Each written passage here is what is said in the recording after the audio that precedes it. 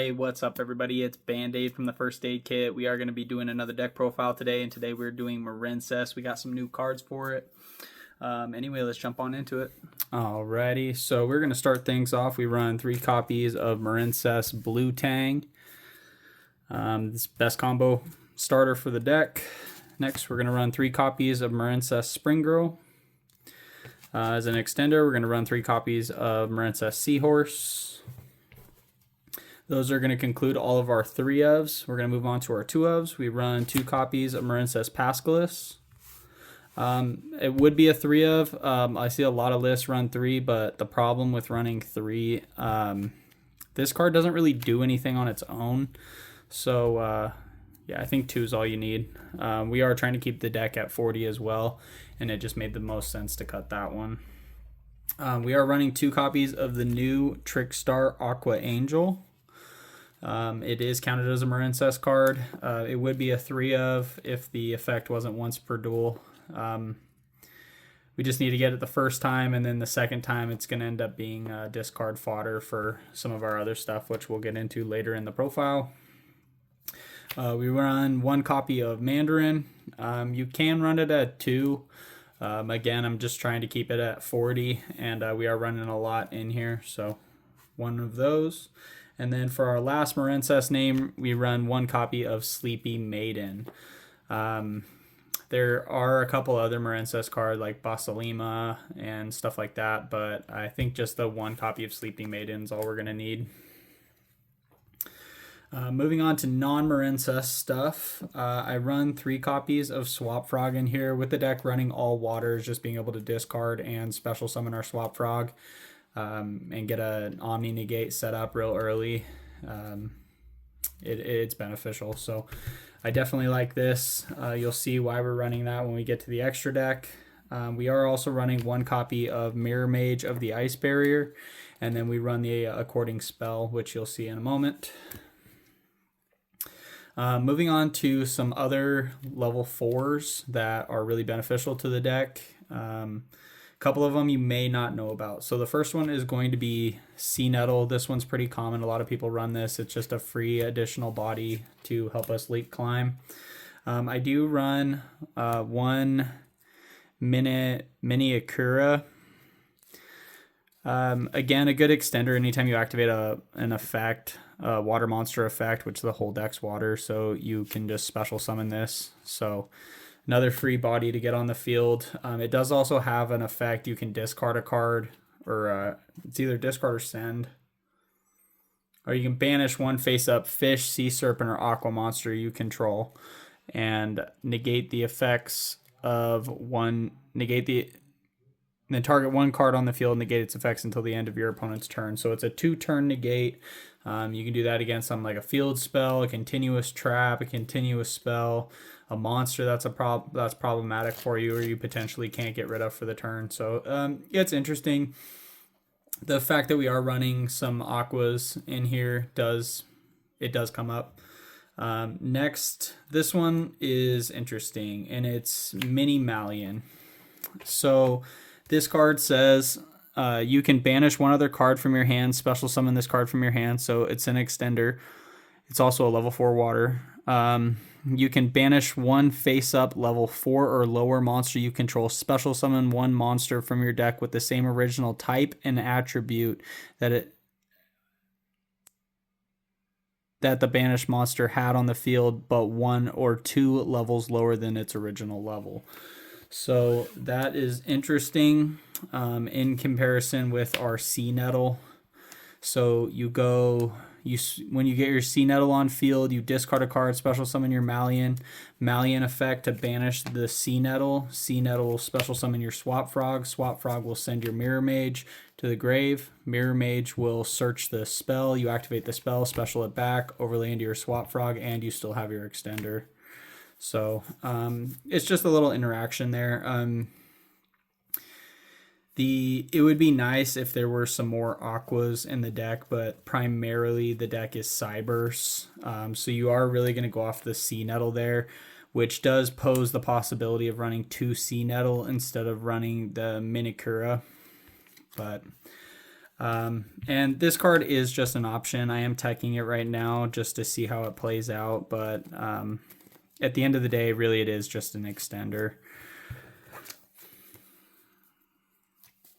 Moving on, we are going to talk about the last non-engine monster that I run. It's just a little package which can set up some protection for you, which is going to be Icejade, Ran, and Green. Now, going first or second, we do have monsters in the extra deck for this. You discard one other. You can discard one other Icejade or water monster. We run all water monsters. Special summon this card and one Icejade water aqua level 3/0/0 token. So this is a tuner. So we have a tuner plus a level 3. We can just synchro off into a level 10. And then we'll talk about that here in a minute. Moving on to our spells and traps, or Marincess spells and traps, I run 2 copies of Battle Ocean and I run 2 copies of Dive. I would run 3 copies of Dive, but the problem with Dive, again, it is a once per turn clause, and this card can be bricky if you see multiple copies of it. 2 of these in your hand is going to stop you from additional things that you could be running, or potential hand traps or whatever may be the case. So we're going to end up siding out little packages for our hand traps. This deck is mainly built for going first. So anyway, we don't want to brick on the Marincess Dive, so we only run the 2 copies of that. For our consistency piece, we run 2 copies of Signet Mining. And then another tech choice out of the new set, I'm running 2 copies of Ocean of Regeneration. So this can target one water monster with 1,000 or less attack in your graveyard, special summon it but destroy it during the end phase. So you can potentially use this later to special summon back a Swap Frog, and then you have an additional aqua. So say you have one in your hand and then you have one in graveyard, you can go Ocean Regeneration, special summon back your aqua from grave, or your Swap Frog from grave, normal summon your other Swap Frog, and then you can overlay those 2 into a totally. So we can get into a totally in an additional way. Not to mention we can just put up more bodies for link climbing. For our Icejade consistency, we are running one of the Icejade spell. This just searches an Icejade monster with different names than the ones on your field and in your graveyard. So if you open up this later, it's going to end up being a discard fodder, but if you don't already have your Icejade, it's just another consistency piece to make sure we can get that protection with our Synchro monster or our board breaking capabilities with the other one. And then we run the Freezing Chains, which is our search target for the Ice Barrier monster. This, when you activate it, you just special summon back an Ice Barrier. You can also, while you can, with the Icejade monster, this is something to keep in mind. It does open up the possibility for you running different levels. So you can tribute one other effect monster, special summon up to 3 Ice Barrier tokens, Aqua, Water, level 1. And if you do, increase this card's level by that number. So you can, she's a level 2. You can special summon up to 3 more tokens. So 2 would be, and she gains a level for each one. So she would become a 5, and then you have 3 level 1s. And then she's also a tuner, so you can synchro into an 8 as well. So that's something to keep in mind when you're deck building. Obviously, this deck build is just my build. It's what I'm testing right now. And even with showing you with the main deck, there's some things that you may not want to run. You may want to consider trying something else, but this is just what I'm going with for now. You can take out some of that stuff and put in additional synchro monsters or change how your extra deck is built. It's just whatever works best for you, and I like to challenge anybody who watches these videos to just try to do something off textbook, do something different, keep your opponents guessing. And then for the last of our spells, I am running 1 copy of Called by the Grave and 1 copy of Harpy's Feather Duster. It is possible to run Thrust in here. If you want to go with a Thrust package, you would have to cut out some of the stuff. Like if you were going to go Thrust package, I'd probably cut out the Icejade Cradle. You can cut out one of the Regeneration. and then potentially some of your main deck monsters. Like you could cut the whole Icejade package and then just do a Synchro 8. It's just how you want to build it. This is how I'm running it now. But yeah, we're just running the Called By and the Harpy's Feather Duster. And that's going to round it out for our spells. And then I have 3 trap cards, which is going to be our Marincess Wave. Again, this deck is really based around going first. So access to this card is going to make our monsters unaffected. So just another good card. Something to keep in mind, all face-up monsters you currently control are unaffected by your opponent's card effects until the end of this turn. So it doesn't matter, like your Totally Awesome is unaffected, your other monsters that I'll show you in the extra deck here, they become unaffected as well. So that's going to round out our main deck, and that is a 40-card main deck. Moving on to the extra deck, we run 2 copies of Blue Slug, 1 Sea Angel, 1 Crystal Heart, 1 copy of an enemy. I see a lot of lists running 2 copies of this. Usually with what you're going into, you'll want to recycle her.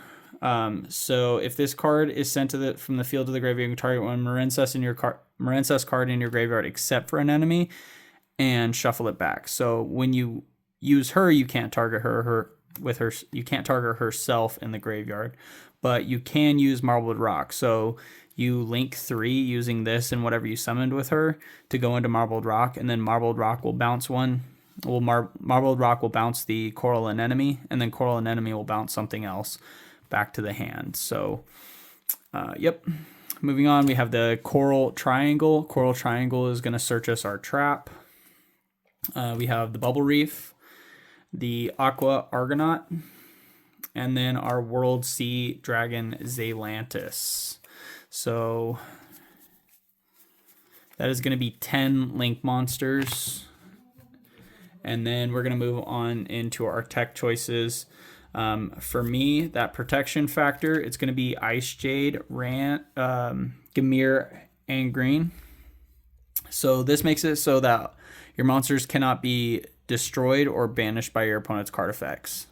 So continuing on with the whole Marincess Wave thing, like we just want to protect what we have on the field as much as possible. And if we don't have access to that Marincess Wave, at least we have a protection from destruction and banish for all of our stuff.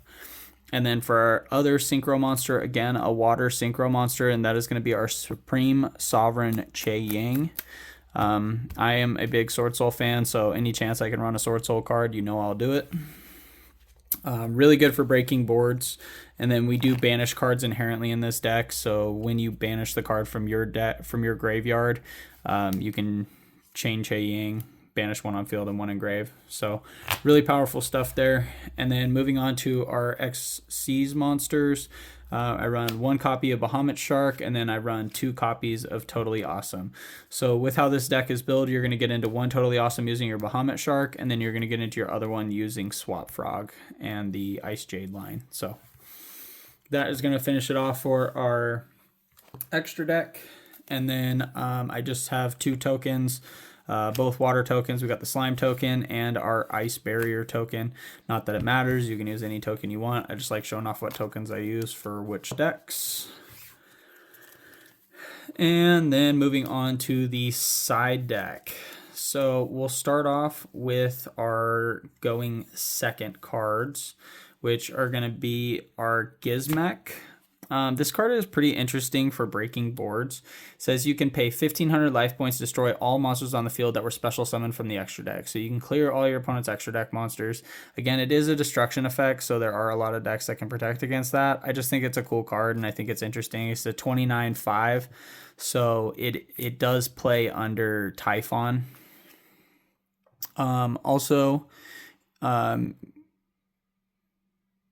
If 2 or more monsters special summon from the extra deck on the field, you can special summon this card from your hand. If this card in your possession is sent to the graveyard by an opponent's card, you can banish 1 monster from your opponent's graveyard, then gain life points equal to its attack.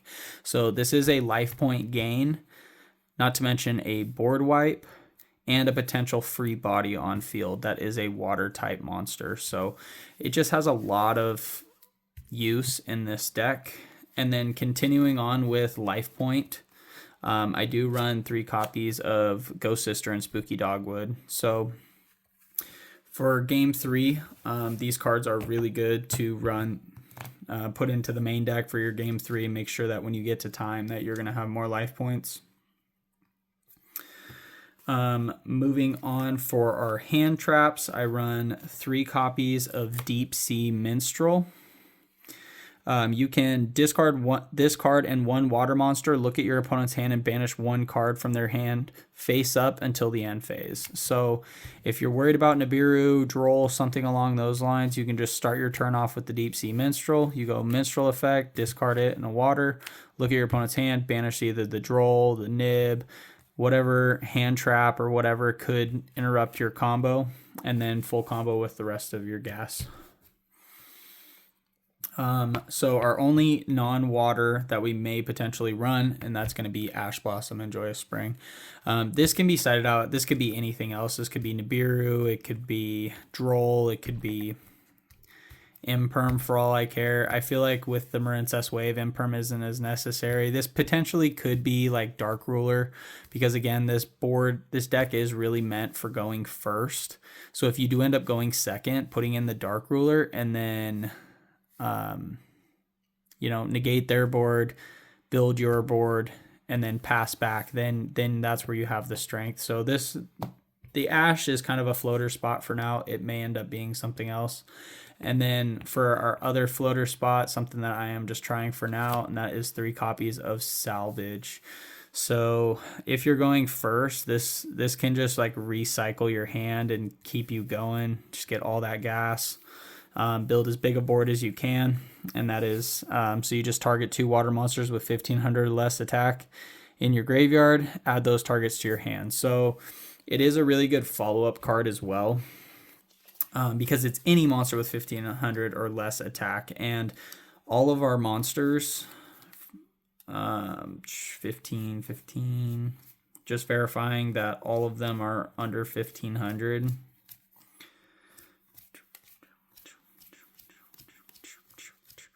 Every monster that we run in the main deck is under 1500 attack, including our Icejade, Ran, and Green. So say you go first, you build your board, they break it, but you have a Salvage in hand. When they pass back to you, you go Salvage, add your Ran and Green back from your graveyard, and then any other water monster.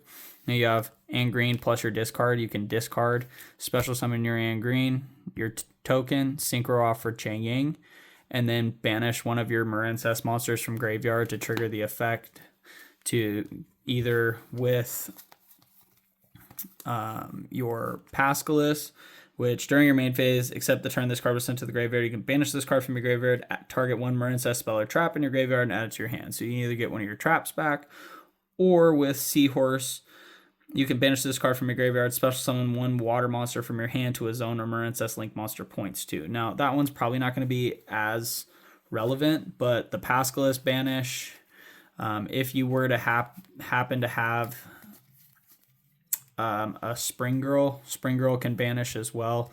So you'll get your banish on field, banish engrave, and then you'll also have a big, potentially more, but it starts out as 3k, and then your opponent will lose 100 attack and defense for each card that's banished, and then he'll gain 100 attack and defense for each card that's banished. So potentially 2, a lot of damage, 2 cards removed, 2 from field, 1 from grave, and then a lot of damage potential. So Salvage for now. This card also can be changed out for something else, perhaps Droplet, or maybe even some back row hate if you're seeing a lot of back row heavy decks. But yeah, that's the list. All right, thanks again, guys. I really appreciate it. We are trying to get the page to 500 subscribers. So if you can give me a like, comment, subscribe, let me know how I'm doing, and potentially share this with your friends, I'd really appreciate it. Thanks, guys. Catch you in the next one.